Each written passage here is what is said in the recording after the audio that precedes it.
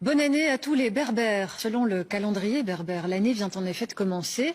Un peu partout dans les régions berbérophones du Maghreb, des festivités sont organisées. L'Algérie vient d'ailleurs d'officialiser cette fête pour la première fois en faisant un jour férié. Et chez nous, en Belgique, l'année 2968 est aussi célébrée, vous allez le voir dans ce reportage d'Aline Delvoye. Il fête Yenayer, le jour de l'an en berbère. La SBL qui organise cette fête est belgo-marocaine. On retrouve donc ici essentiellement des berbères d'origine marocaine. Mais ce groupe ethnique appelé Amazigh vit dans toute l'Afrique du Nord. La culture amazigh, c'est une culture ouverte. Déjà, elle a vécu depuis des millénaires avec la communauté juive, avec la communauté chrétienne, avec la communauté arabe, musulmane. C'est une communauté ouverte qui accueille tout étranger à bras ouverts. Et l'amazigh, sa définition, c'est l'homme libre. Les Amazighs parlent leur propre langue.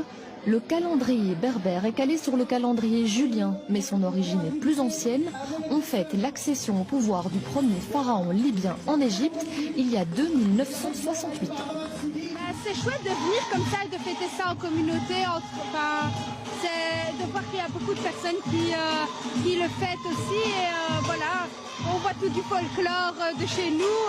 C'est chouette quoi. Longtemps assimilés aux Arabes, les Berbères tentent de faire reconnaître leur culture, et notamment au Maroc. La dernière constitution de 2011 a consacré la culture amazigh et la langue amazigh comme une langue nationale. Aujourd'hui, la langue amazigh est enseignée au niveau d'un certain nombre de niveaux, mais aussi on est en train de voir comment intégrer cette langue dans la vie quotidienne. Pourtant, de nombreux Amazighs considèrent que leur culture n'est pas suffisamment reconnue, voire bafouée. Les Berbères du Maroc souhaiteraient que le jour de l'an devienne officiellement un jour férié. En Algérie, c'est le cas cette année pour la première fois.